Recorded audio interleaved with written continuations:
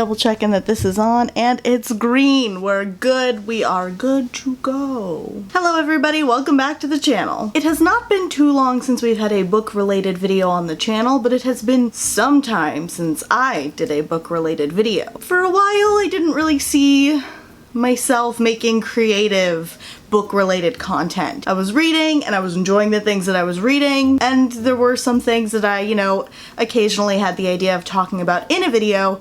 It just never really happened. That is until Sarah did a video where she talked about her favorite romance novels, and she encouraged me to do the same thing, and I thought about it for a long time, and now here I am. Here's the thing. I don't like to be told what to do, and a lot of the time, if Sarah's like, you should do this, I will not do it. I can be really petty, and I don't mean to be sometimes, but sometimes I do.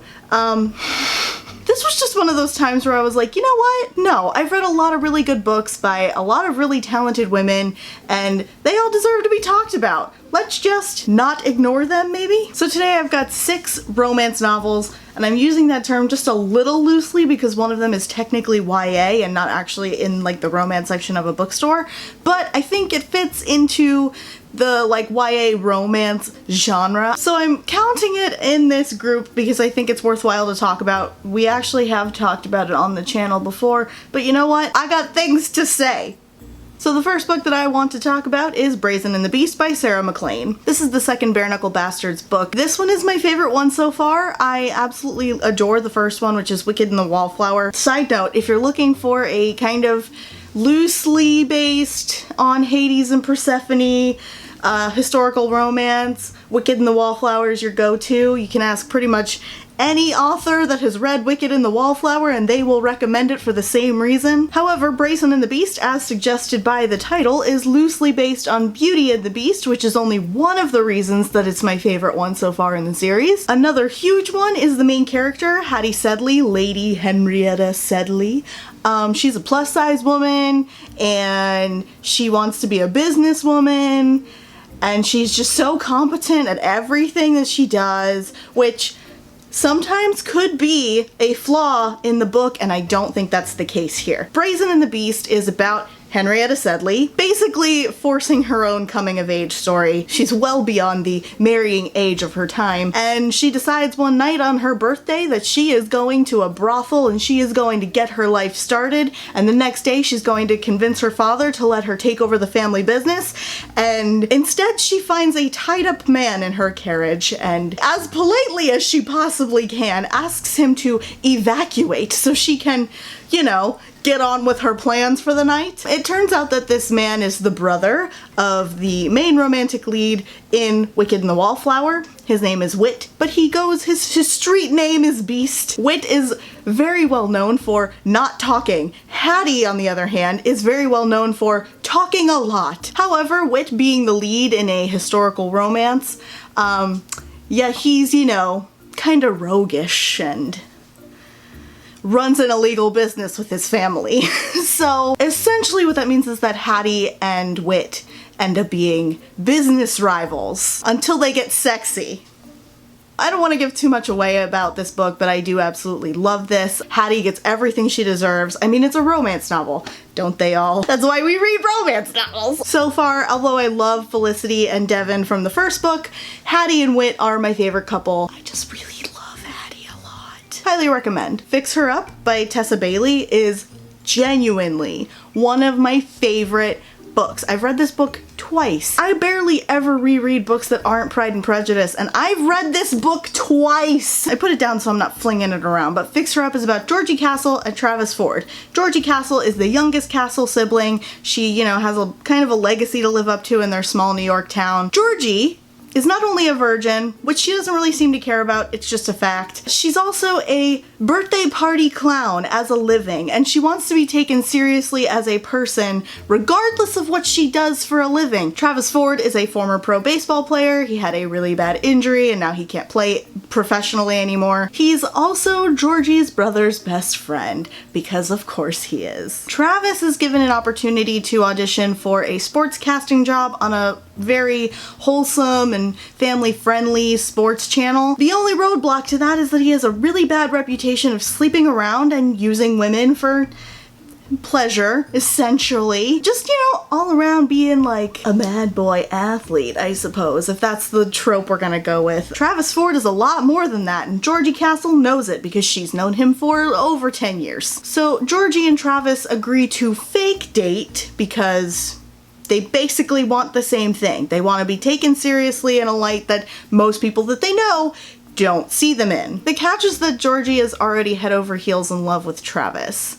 She just doesn't really want to admit it to herself. She is terrified of actually falling in love with him because she doesn't think that he will return those feelings, and he's kind of terrified of feeling any emotion at all until they start fake dating. I keep using the air quotes because they're really into each other. The whole book, their chemistry is unreal. Georgie is really the reason that I keep coming back to this book, but Travis's transformation from unemotive, very understandingly depressed person into somebody that believes that he's worthy of the people around him is magical. The biggest complaint that I have with this book is that the 11th hour breakup doesn't read well. It doesn't ring true.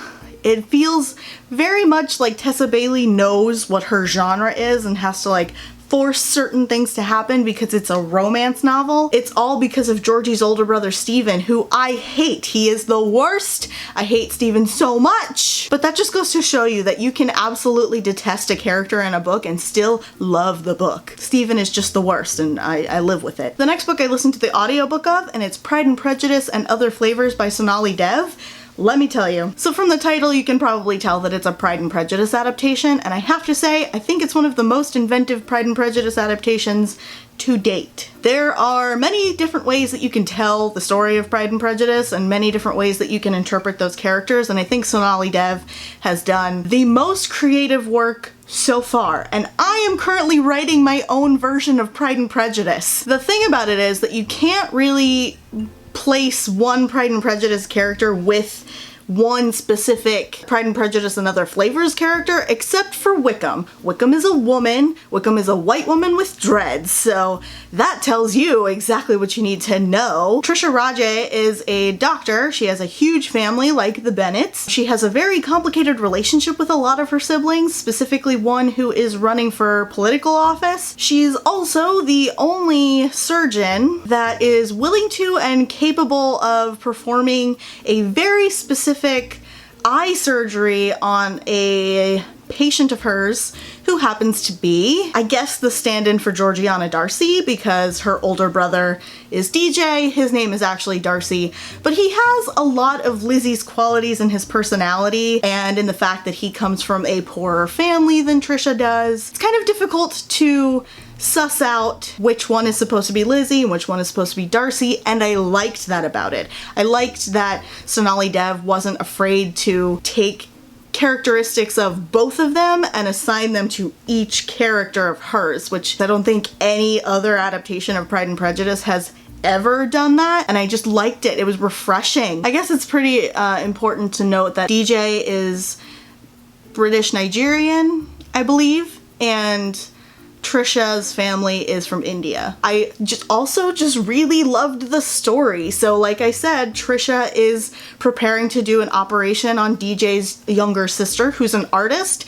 However, if she performs the surgery, DJ's sister becomes blind and can't do art anymore unless, you know, she adapts and learns how to do other forms of art. So there's a lot of back and forth between DJ and his younger sister and DJ and Trisha. DJ's also a chef, so he does a lot of work for her family throughout the book. Trisha loves to eat. It's amazing. And just like the family dynamics work a lot with the Pride and Prejudice adaptation. It's a really good book. I screamed about 1,000,000 times because there were just things that I recognized from the original that were used in such a new and unique way that honestly made me feel really jealous because again, I'm trying to write a Pride and Prejudice adaptation and I don't think mine is going to be anywhere near this level. So if you're a fan of Pride and Prejudice adaptations or if you're just looking for a more diverse read, Pride and Prejudice and Other Flavors is probably a really good book for you. To get into the book that we've already discussed on this channel and the one that is technically a YA book and not in the romance section, I love Geekerella. Is anybody surprised? I just, the name gives it away. It's Cinderella, but it's modern and it revolves around a sci-fi convention. That's pretty much all you gotta know. It's told in two perspectives, so you've got Danielle, or Elle, who is our Cinderella character, and Darian, who is our prince character. Darian is an actor. He's well known for being on a soap opera, but he's just been cast in a reboot of Starfield, which, to put it lightly, is a Star Trek, Star Wars kind of mishmash that also exists in the universe with Star Trek and Star Wars. He's been cast as Prince Carmendor, the lead of the entire movie. He's really nervous because he's a big nerd for Starfield, and the rest of the internet doesn't want him to play Carmendor. They don't think that he'll be a good Carmendor because they only see him as a soap opera actor, which is really unfair. I feel it's especially unfair because Darian very much cares about Starfield and nobody seems to believe that, except for Danielle, and that's really only over text. When she doesn't know that she's talking to Darian, she thinks that Darian is a bad choice for Carmendor. She just thinks she's talking to another fan of Starfield over text, and she really, really likes him, and he really, really likes her. It's been a while since I read it, but I think they plan to meet up at the convention. Lots of stuff from like Cinderella ensues. There's a dog. There's a lesbian that drives a vegan pumpkin food truck. I genuinely cried over the end of Geekerella. It is heart-wrenching. So good. So good. There's also a second book. It's The Princess and the Fangirl. That one was a little bit slower to get into. However, there's a Carrie Fisher stand-in in that one that made me cry. Oh, did she make me cry? Oh, Ashley Poston is coming for my emotions every time. There's a Beauty and the Beast one coming out soon. I'm not prepared. If you're a fan of Cinderella, or if you're a fan of stories that take place at conventions, Geekerella's for you. The next one that I read was also an audiobook. It's called The Plus One by Sarah Archer. It's a very weird romance book. I saw it when I used to work in a bookstore and I picked it up once and was like, this seems bizarre. And then I just found it on my library app. The Plus One is about this woman, Kelly, who has a lot of social anxiety and she doesn't really like to go on dates. Like she doesn't want to be a serial dater, and she's also devoted to her job. Kelly's younger sister is getting married, and in true romance and fanfic fashion, her mother is pestering her about why she's still single, why she won't go on any dates, and why she doesn't have a date to the wedding. So Kelly, a robotics engineer, decides to use her work for her own gain and literally makes herself a robot boyfriend. His name is Ethan. His brain is connected to the internet. He apparently learns and like can feel things, or he's like programmed to think that he feels things. The lines drawn between what Ethan can do for himself and what Kelly has to give Ethan the ability to do, they're very blurred. Given that Ethan is not a real human being, I'm not sure that we can apply the same standards to their relationship that we would if Ethan was a real human being. Throughout the book, Ethan really seems to want to be with Kelly, but again, Kelly actually kind of deals with this conflict of, is that really Ethan's personality, or is that something that I've programmed into Ethan without recognizing it? Ethan is very nice. He really seems to care about her, and he's very personable with her family and friends. Pretty much all because Kelly made him that way. Kelly learns, eventually, that she created Ethan. Everything that she and Ethan had came from her own mind, and her own hands, and her own hard work. So none of it was really real. By the end of the book, she recognizes that the things that she was doing with Ethan, the reason that she even had Ethan in the first place, it wasn't real, and it wasn't real human connection, and it wasn't going to be able to last forever the way that she wanted it to, and she had to deal with that. It's just a very weird book. If you're into that kind of stuff, give it a try. I don't think it's a bad book, I just think it's very weird. And to close the video out, here is one of my absolute favorite books in the entire world, possibly till the end of time. It's Red, White, and Royal Blue by Casey McQuiston. I would just like to take this moment to thank Taylor Simons, our friend. You talked about her book. She's been on the channel before. She recommended this book to me. In fact, she yelled at me to read it. So I did. I haven't looked back since. Red, White, and Royal Blue is about the son of the first female president of the United States of America, and the youngest Prince of Wales. Alex and Henry are my boys. I absolutely adore them. What can I say about this? It's so long, so much happens, but it's so beautiful and worth it, and I love it. So Henry and Alex both think that the other one hates the other, and it's just not really true. They just kind of annoy one another whenever they have to be in the same room. They get into a lot of trouble at Henry's brother's wedding, and both of their PR teams and security teams are like, hey, you're gonna have to be his friend now to make this look like just a haha funny coincidence kind of thing. And they get locked in a closet together, because of course they do, welcome to romance, and they find out that they both really like Star Wars, and that's kind of where their true friendship blossoms with Star Wars. There's so much that happens in that book, and I don't want to spoil any of it other than what I may have already spoiled, but I don't think I've given away too much. There's like 2 characters in that entire book that I wouldn't absolutely die for. I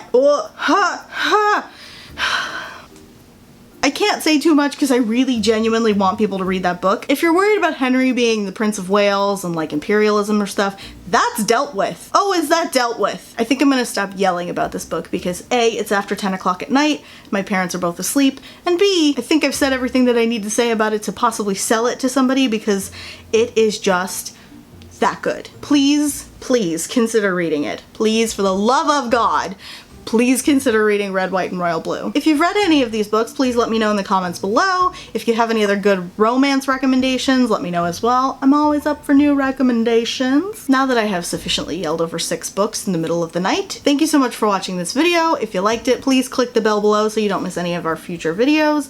Also give it a thumbs up for algorithm stuff, and just in case you actually really like it, you know, let people know. If you're not already subscribed to The Princess and the Scrivener, please do so down below as well, especially if you'd like to see more videos on Disney, intersectional feminism, pop culture critiques, probably romance novels, and more. One of us will see you real soon. That is my new goal. Be a memeable t-shirt for the rest of eternity. You know, actually, now that I'm thinking about it, I picked some of my favorite books, regardless of genre. They're all basically from the same genre, but I've picked some of my favorite books, period.